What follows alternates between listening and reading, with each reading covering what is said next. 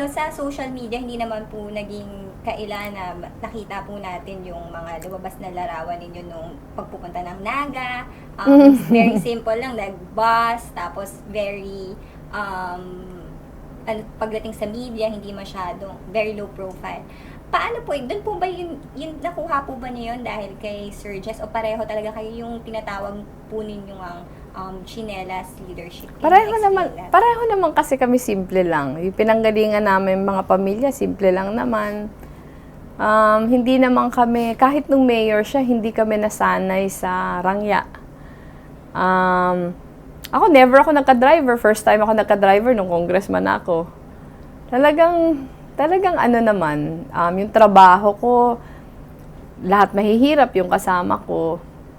Kahit sa Naga, nasanay sa amin na walang special treatment na binibigay sa amin. Yung pagsasakay sa bus, hindi yun big deal. Kahit yung mga kasakay ko sa bus, hindi sila nagugulat na kasakay nila ako. Kasi sanay silang nakikita ko. Ano naman yun? Although ngayon na medyo busy na, syempre conscious effort na i-remind mo yung sarili mo na huwag makakalimutan kung saan ka galing. Pero ngayon, sinusubukan pa ding maging tulad ng dati na walang magbabago. Halimbawa, sa Wednesday, uuwi ako sa amin, magbubus ako. Ganun pa din. Ini-insist mo lang parate na, syempre, yung ibang tao, lalo na yung mga nagmamalasakit sa'yo, mas takot na sila for me, wag kang mag-isa, wag kang ganito. Kaya kailangan maging stubborn ka sometimes para ma-insist mo yung palagay mong tama. Paminsan sumusunod tayo, pero paminsan, pag tingin natin masyadong overprotective yung mga tao sa'yo, talaga nire-resist natin yon. Kasi pag nasanay tayo doon, parang yun na yung katapusan natin.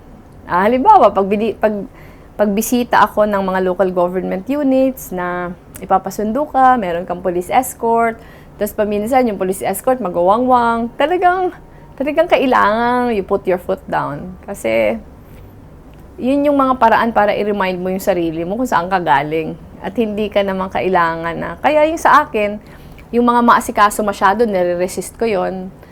Paminsan, baka I come across pa na nagtataray.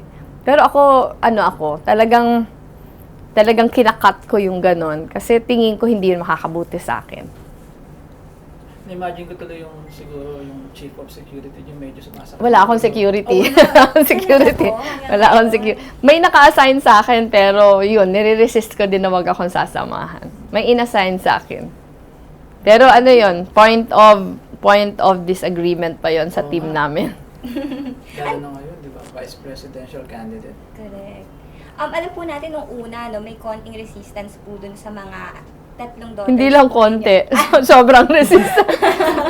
Ano yun. Yun yung, parang after namatay yung asawa ko, yun yung single most difficult journey na pinagdaanan namin. Yung sa pagtanggap. Kasi ayaw talaga ng mga anak ko. And alam ko, hindi ko pwede siyang tanggapin na walang approval yung mga anak ko. Kasi sila yung malalagay sa in the line of fire, 'di ba? Syempre pag tinitira ako in public, damay sila. Kailangan i-ready ko sila doon. Kaya until hindi sila pumayag, hindi din ako umuo. Ngayon po, okay na sila? Ngayon okay na sila 200%. Actually, mas busy pa sila sa akin. Pag walang pasok yung dalawa, punong-puno din yung schedule katutulong. Yung panganay ngayon nasa Abra, saka sa Ilocos, kasama ni Secretary Mar. Siya yung sumama kasi hindi ako available. Yung schedules yata ng mga anak ko kasing grabe din ang schedule ko. Sila, all out. So, sila din po ba may interest na mag-public service or katulad po ninyo? Wala pa nagpapakitang signs ngayon at ayokong i-encourage. Hindi ito madaling buhay. Palagay ko, mas mapoprotect ko sila kung i-discourage ko silang pumasok sa politika. Okay naman yung public service, pero wag na siguro yung dumadaan ng eleksyon. Tama nang ako na lang yung magsakripisyo, wag na sila. Paano po si Jillian na parang gustong pumasok ng showbiz? Ay, hindi ko naman yung papayagan. Gusto niya lang, pero alam niya na, non-negotiable. Hindi ko talaga papayagan. Gusto po niya maging next Chris Aquino. Anak ko. Hindi, nag-aaral siya. Hindi pwede. Hindi talaga pwede. Ano lang. Alam niya naman, hindi naman siya nag-i-insist kasi alam niyang hindi ako papaya. Pumunta na po tayo ngayon sa issue.